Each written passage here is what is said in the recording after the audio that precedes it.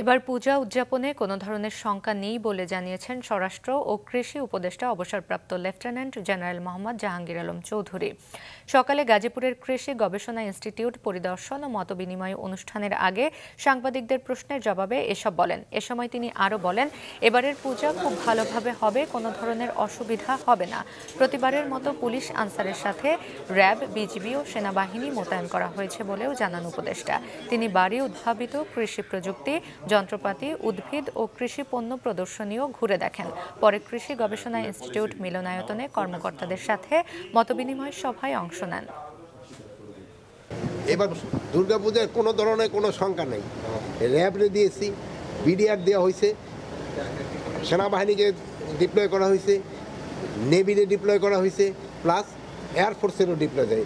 এবার সব ধরনের বাহিনী ডিপ্লয় করা হয়েছে।